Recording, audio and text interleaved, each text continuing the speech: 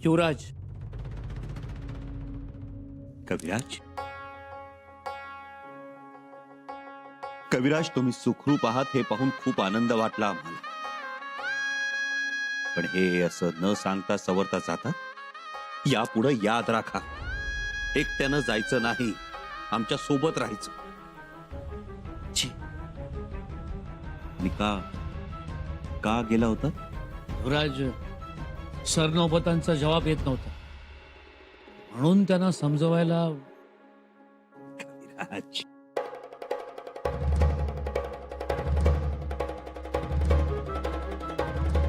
यापुढे जीव धोक्यात घालायचा नाही. जी, पुन्हा कसूर होणार नाही. परंतु युवराज, या ज्या काही घटना घडल्या आहेत त्या पाहिल्यावरती मनात एक शंका येते. शंका? जी, शंका. झालेल्या घटनांवरनं पन्हाळगडावरच्या व्यक्तीचा या कटात सहभाग असावा, त्याशिवाय हे घडणं अशक्यच आहे.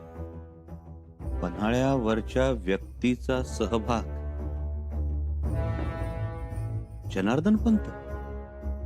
पण कविराज, जनार्दन पंतांना आपण आधीच अटक केली होती. त्यांचा चेहरा तेव्हाच समोर आला होता. अजून एक जनार्दन पंत आहेत गडावर. अजून एक जनार्दन पंत? जी. कविराज, युवराज, बडा जनार्दन पंत. आणि हे जनार्दन पंत पगडी नाही, फेटा बांधतात. फेटा बांधणारे जनार्दन पंत? जी, आपल्या जवळचे आहेत, विश्वासातले आहेत, मोठ्या हुद्द्यावरचे आहेत. कविराज, कुणाकडे बोट दाखवता आहात? ज्योत्याजी? रायप्पा? कविराज, हेच तर आमच्या जवळचे, आमच्या विश्वासातले आहेत. माफी असावी, पण आम्ही बोलणं म्हणजे छोटा मुंह बडी बात होईल. बोला. आपल्याला ऐकायला आवडणार नाही, पण तरीही सांगतो, क्षमा असावी. त्या व्यक्तीचं नाव आहे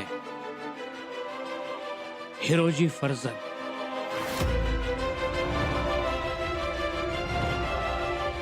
काय? हिरोजी काका? नाही कविराज, तुमचा नक्कीच काहीतरी गैरसमज झालाय. कदाचित घडल्या प्रकारामुळे किंवा आमच्यावरच्या प्रेमामुळे तुम्हाला सगळ्यांवरच संशय येतो. नाही कविराज, तसं काही नाही, नसेल. आम्हाला जे पटलं वाटलं ते आम्ही बोललो. आप तहकीकात कर सकते हैं. तहकीकात करण्याचा प्रश्नच उद्भवत नाही कविराज. आमच्या समोर हिरोजी काकांनी मृत्यूला मिठी मारलीये. आग्र्यात आबासाहेबांच्या पलंगावर झोपलेत ते. नाही कविराज, हिरोजी काकांविषयी मनात शंका ठेवू नका. क्षमा. कविराज, आम्ही तुम्हाला जवळचे मानतो, आमचे मित्र समजतो. तुम्ही सुद्धा जबाबदारीनं नाव घेत चला. आमचा हेतू. कविराज, हिरोजी काकांनी आबासाहेबांना वाचवलंय, स्वराज्य वाचवलंय, हे तरी लक्षात घ्या. ठीक? यापुढे ही गोष्ट लक्षात असू द्या.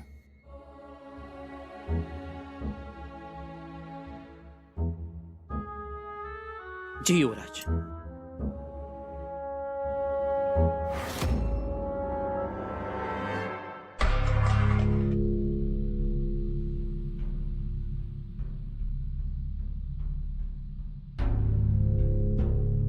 दादा, अरे सोन्याचा घास खाल्लाय मी, मला ही असली न्याहारी. दादा शांत व्हा. शांत व्हा कसं म्हणताय? देवा, स्वराज्याचे सुरनीस आहेत ते. या सगळ्या गोष्टीचा एक ना दिवस हिशोब द्यावा लागेल.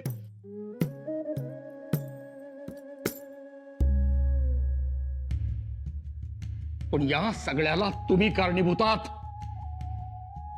तुमच्यामुळे ही अशी दुर्दशा झाली आमची. आमच्यामुळे? हो, तुमच्यामुळेच. तुमच्यामुळेच म्हातारपणात असं कोठडीत खितपत पडावं लागतंय. ऐन वेळी जवळची माणसं बदलली म्हणून ही वेळ आली. हो, पण केवढ्याला पडलं हे? आम्ही अजूनही सांगतो, सरळ माफी मागून मोकळे हो. माफी हे?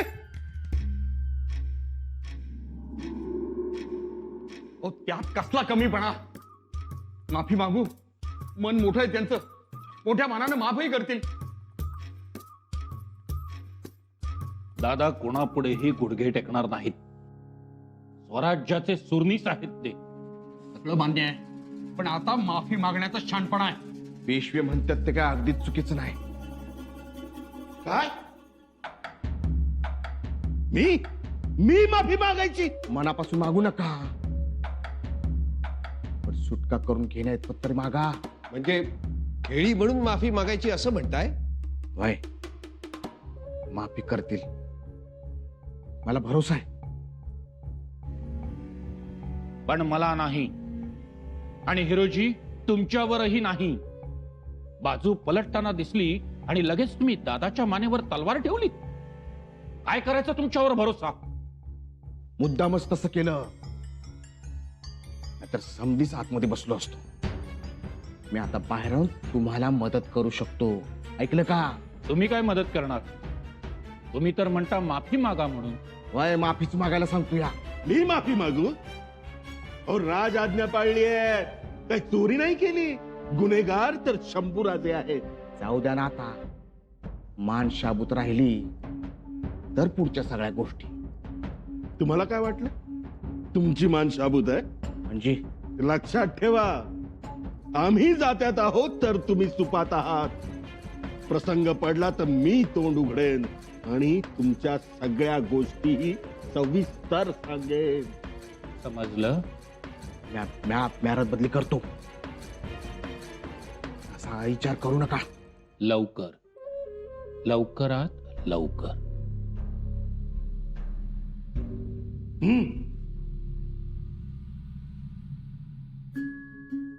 मामासाहेब, ऐन मोक्याच्या प्रसंगी आला. अहो आलो म्हणजे काय, येणारच होतो, पण तळबिडत आलेली वावटळ कशी थोपवायची याचा थोडा विचार करत होतो. आम्ही चातकासारखी तुमची वाट बघत होतो. आणि आमची अवस्था काही वेगळी होती होय. आम्हासनी बी तुम्हासनी भेटायचं होतं, पण तळबिडत आलेल्या त्या कारभाऱ्यांच्या मनातला कावा कोणता, त्यांना काय कट कारस्थान करायचे, त्यांची झेप किती याचा थोडा अंदाज घेत होतो. मामासाहेब, तुमचा विचार गडावर आल्यावर बदलला का? नाही नाही, बदलायचा काही सवालच पैदा होत नाही. महाराजांनंतर तुम्ही, हे माझं कवाच आधीपासूनच ठरलं होतं. पण काय आहे, त्या तळबिडात आणायची पंथाला संशय येऊ नये, शब्दाला शब्द लागू नये. तो जर लागला असता तर ते सगळे कारभारी रायगडाला निघून गेले असते, आणि मग तुमच्या समोर त्यांचं खरं रूप मला दाखवताच आलं नसतं. म्हणून यो समजा आटापिटा. मामासाहेब, अगदी आबासाहेबांसारखे आमच्या पाठीशी उभे राहिला. आता सेनापतीनं राजाच्या मागं उभं राहायचं नाही तर मग कुणाच्या मागं उभं राहायचं? पण मामासाहेब, तुम्ही आल्यामुळं सगळं पारडं फिरलं. अहो आमचं राहू द्या, आम्ही आमचं कर्तव्यच पार पाडलं. पण आता तुम्ही एक काम करायचं, पन्हाळ्यावर थांबायचं नाही, लगोलग रायगड जवळ करायचं. सिंहासन रिकामं ठेवणं बरं नाही. मामासाहेब, आता महाराजे बसले, असू दे. अहो असं म्हणून चालतंय का? स्वराज्य चालवणं सोपं आहे का? स्वराज्यामुळे केवढी आव्हानं पडली आहेत. आमच्या ताईसाहेबांना राज्यकारभाराचा काही पोच आहे का? ते काही नाही, तुम्ही निघायचं म्हणजे निघाय. म्या म्हणतो उद्याच निघा. नाही मामासाहेब, उद्याच नाही निघताय. इथल्या कामांचा निपटारा करायचा, शिवाय राज्यकारभाराची घडी बसवली पाहिजे. वय घडी तर बसायलाच पाहिजे, पण त्याआधी कैदेत असलेल्या कारभाऱ्यांचा विचार व्हायला पाहिजे. त्यांचा काही विचार करायचा? त्यांनी विचार करायला पाहिजे होता. युवराजासने कैद करायला आलते, जेरबंद करायला आलते. तुम्ही पाहिलं की तुमच्या डोळ्यांनी. पण जुनी जाणती माणसं आहेत ती, हं. पश्चाताप झालाय त्यात. असं काय करून बसलो म्हणून मोरपंत बारक्या पोरावानी रडत बसले. आणि ते आनाजी पण तानाजी पण दाखवत नसले तरी आतून हल्लेत, लक्षात येतं ना. थोडं थांबा आणि मग बघा गंमत. मी काय म्हणतो, केल्याचा पश्चाताप झालाय, शिवाय स्वराज्यासाठी खस्ता बी खाल्ल्या, योगदान मोठं आहे. मोठं योगदान? मग मामासाहेबांचं योगदान मोठं नाही की तुमचं? सांगा ना हिरोजी काका. अहो तुम्ही तर आग्र्यात मृत्यूच्या शय्येवर झोपला होतात, जीवाची पर्वा केली नाहीत, विचार केला तो फक्त स्वराज्याचा. अहो केवढा त्याग, केवढी निष्ठा. त्याग म्हणजे हिरोजी फर्जंद. स्वराज्य निष्ठा म्हटलं तरी हरेक मावळ्याच्या तोंडी तुमचं नाव येतं, आणि तुम्ही अशा राजद्रोह्यांची रदबदली करावी. युवराज, माझा उद्देश अहो कसला उद्देश घेऊन बसला हिरोजी काका? जेरबंद करायला आले होते आम्हाला, जेरबंद. तुमचे जन्मदाते स्वराज्याचे सार्वभौम छत्रपती जाऊन 1 महिना होत नाही आणि आमचेच कारभारी आम्हाला जेरबंद करायला येतात. अहो युवराज, पण एक गोष्ट लक्षात ठेवा हिरोजी काका, माफी चुकीला देता येते, दखलबाजीला नाही. पण मी काय म्हणतो,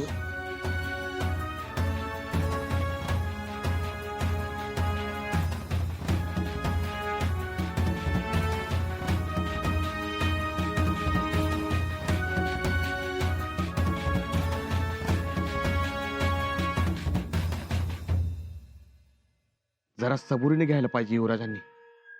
काय सबुरीनं घ्यायला पाहिजे? काय सोन्यानं मडवाय पाहिजे वय त्यासनी? त्यांची आहे का ती पत्रास? अहो पण आदेशसाठी म्हस कापणारी माणसं ही, यांची रदबदली करू नका. उलट पक्षी यांना टकमक टोकावरून ढकलून द्या, नाहीतर हत्तीच्या पायाखाली घाला, आणि जे जे म्हणून त्यांच्या कटात सामील असतील त्या समध्यांना हीच शिक्षा करायला पाहिजे. काय? तर त्याशिवाय ही कीड मरते वय, ती हटायची नाही, मुळालाच हात घातला पाहिजे. तुम्हाला काय वाटतं, आसुड पडला का बघा कशी अंडी पिल्ली बाहेर पडत्या. अहो ती आनाजी पंतच गाडा गाडा बोलायला लागतंय, समजा तर नावानिशी बाहेर पडणार. हो ना. हा, पण तुम्ही मात्र लांब राहा बरं का. तुम्ही त्यांची रदबदली करू नका. तुमच्याबद्दल लोकांच्यात आदर आहे, जिव्हाळा आहे. हा? तुम्ही तटस्थ राहा. बर, येतो जरा फौजेकडे चक्कर टाकून येतो. हा? तानाजी पंतांनी माझं नाव घेतलं तर शंभूराज असते काय वाटेल.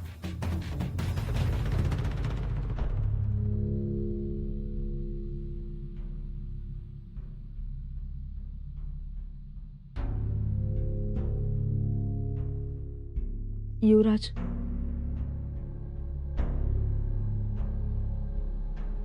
आम्हाला एक गोष्ट बोलायची होती.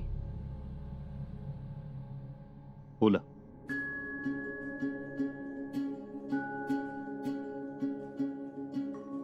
स्वराज्यात कारभाऱ्यांनी आपल्या विरुद्ध उठाव केला, आपल्या विरुद्ध कारस्थानं रचली. हा संदेश बाहेर जाता कामा नये. संदेश बाहेर गेला नसेल असं वाटतं तुम्हाला? नाही वाटत अजून तरी आम्हाला, कारण या कटकारस्थानात कारभारीच आहे. परक्या माणसाचं नाव अजून तरी समोर येत नाही. तरीही गोष्टी बाहेर जातात. युवराज, कटकारस्थानांच्या गोष्टी म्हणजे शत्रूला संधी. तो सहज शिरकाव करू शकतो. येसू आम्ही कटकारस्थानाचं नामोनिशान सुद्धा ठेवणार नाही. म्हणजे कोणी कटकारस्थान केलं होतं याचा मागमूस तर ठेवणार नाहीच, पण इथून पुढे कोणी कटाचा विचार जरी केला ना तरी त्याचा थरका पुढे. आपण त्यांना शिक्षा ठोठावणारच. स्वराज्यात दगाबाजीला थारा नाही. सर्व गोष्टींचा विचार करून निर्णय घ्यावा आपण. येसू, येसू, या दगलबाजांचा जास्त विचार करू नका तुम्ही. आज मामासाहेब आपल्या बाजूने उभे राहिले म्हणून तरलो आम्ही, नाहीतर हे कारभारी बाहेर आणि आम्ही कैदेत असतो. त्यामुळे आम्ही जो काही निर्णय घेऊ तो योग्यच असेल. तुम्ही निर्धास्त असा. शिवाय हे जे कारभारी समोर आले ते उजेड असले, अंधारातले अजून बाहेर यायचे. ते येतील तेव्हाच कारस्थानाचा खरा चेहरा समोर येईल. तोपर्यंत सगळी खबरदारी घेतली जाईल.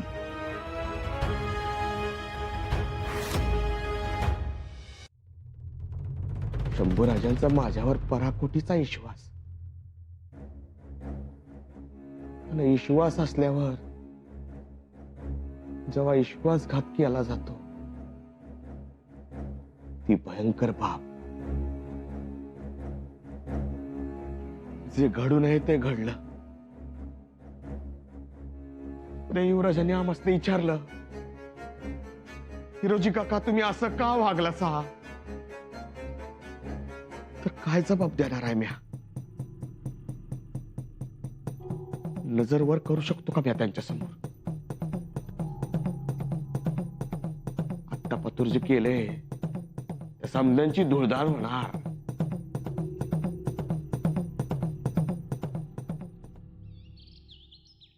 पन्हाळगडावरच्या या छोटेखानी दरबारात आम्हाला कविराजांना नावाजायला आवडेल. कविराज या, असे सामोरे या. गुणाहा पूजा स्थानम गुणीषु नचलिंग नचवयः नचवयः. 7 शतक 7 शतक मधील ही पंक्ती आहे. अर्थ गुणीजन हे नेहमीच पूजनीय स्थान प्राप्त करतात. मग ती स्त्री असेल, पुरुष असेल, लहान असेल, थोर असेल, त्यास बंधन नसते. कविराज, तुम्ही आमच्यासाठी जीव धोक्यात घातला. आमच्यासाठी तुम्ही सरनोबतांकडे गेलात, त्यांचं मन वळवण्याचा प्रयत्न केला. आम्ही तुम्हाला गुणीजन म्हणून नावाजत आहोत, गौरवत आहोत.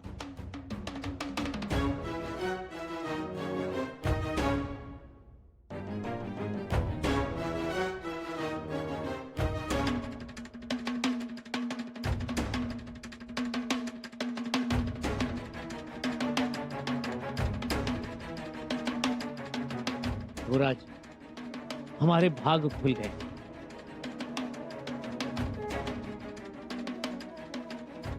आणि ज्यांच्यामुळं पारडं फिरलं ते सरनोबत हंबीरराव मोहिते. मामासाहेब आमच्या पाठीशी प्रखर निष्ठेनं उभे राहिले, शिवविचार जागृत केला. तुम्हाला आमच्याकडून मानाची तलवार.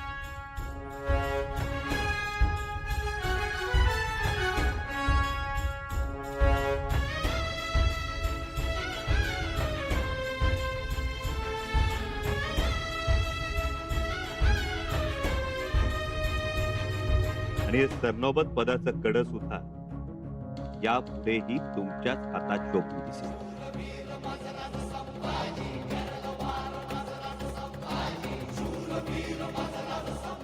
युवराज, अव प्राण जाईल पर स्वराज्य निष्ठेत खोट पडणार नाही.